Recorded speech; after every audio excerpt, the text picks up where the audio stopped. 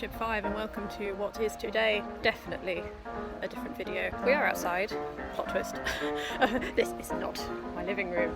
I am going to be giving you a musical tour of Oxford today because that is where I live and an awful lot of composers have kind of been through here in the years. I've never done this whole like talk and film outside thing before. I am very self-conscious. We're going to look at some different colleges and which composers pass through there and things like that.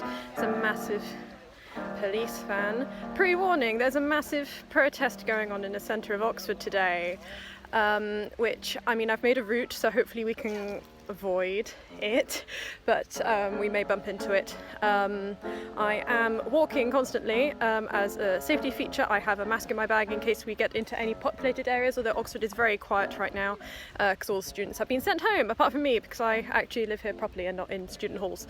It's generally just kind of the international students and oldies like me who are left here. We should be fine in terms of populated areas and being safe. We will whiz round relatively quickly.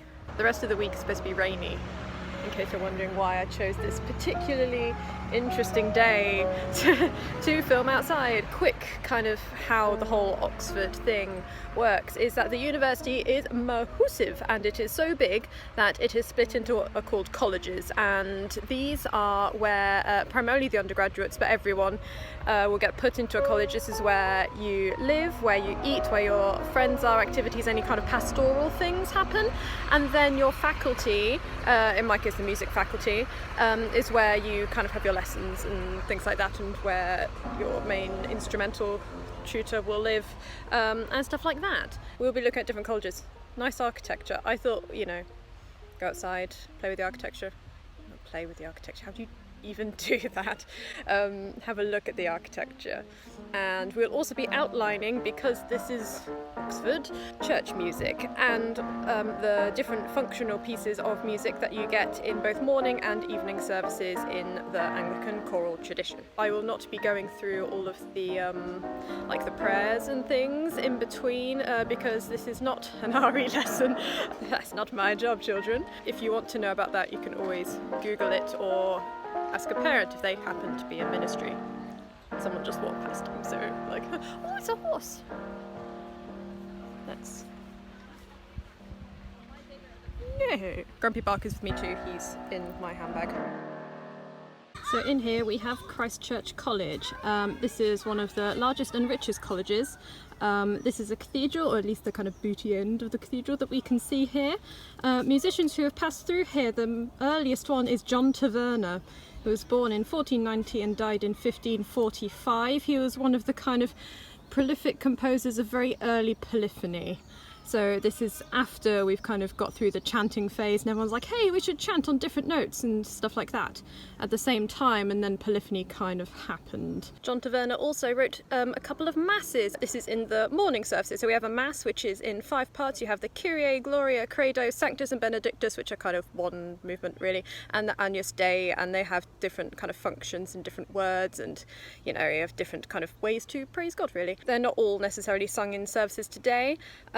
But I will link to some pieces kind of as we go on, and I'll play them and kind of film my walk around, hopefully. It goes without saying I can't go into any of the colleges, even my own, which we wouldn't have been going in anyway, really. We can kind of view it from the other side of the river in a sec. But yeah, it's all locked. So I won't be going in anywhere. We'll just kind of have some outside photos, and then I've been into most of these before, so I can kind of put in photos that I already have. Other composers include John Dowland, the lutenist. He was mentioned in the video last week. He was the guy, the Elizabethan guy whose piece Thomas Heddes based Darkness Visible on. Go listen to his lute music and songs, they're incredibly beautiful. We also have Peter Warlock, who was part of the English Nationalist School. Look at the pastoral video, pastoral, however you say it, video to kind of get to grips with that. And also William Walton, who was a 20th century choral composer and instrumental composer actually as well. He did quite a bit. That's it for Christ Church.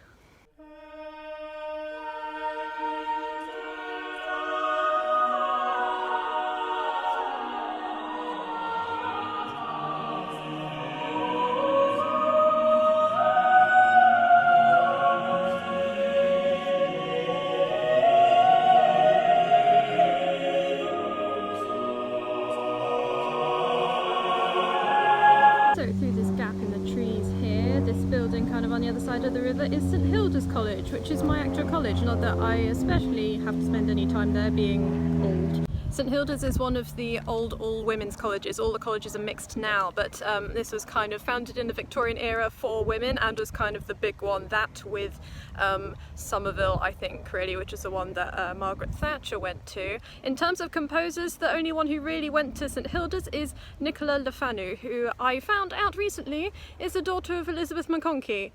I had no clue. She was born in 1947. She's a very versatile 20th century composer, and I definitely recommend that you look at her work. You also have the Jacqueline du Pré building. Jacqueline du Pré did not go to the university, however she was from Oxford, and as a kind of leading figure in female performers, there have been a lot of stuff kind of done in her honour, particularly at St Hilda's, and they named the entire concert hall after her.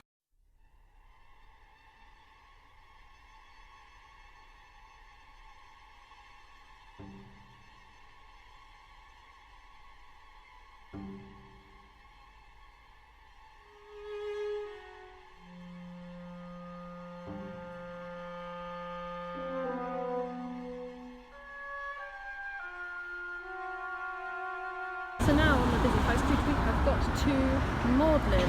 Magdalen is another big college. It's also another very rich college. Alumni include John Stainer, who is another kind of big Victorian composer. He's kind of pre-Stanford, but only just. And then the other person to note here is Bernard Rose, who was a composer, early 20th century composer. Turns out I know his son. Very random. Literally, again, never made that link. But yes, he went here. Another thing to note for choral life. So this is where the priest will sing something, and then the choir will respond in liturgies as kind of set text. So Bernard Rose wrote a particularly nice set of responses that are done here literally all the time, like in this city, not just at Magdalen, and they include the tune for the bell at Magdalen in one of the responses, which is particularly lovely.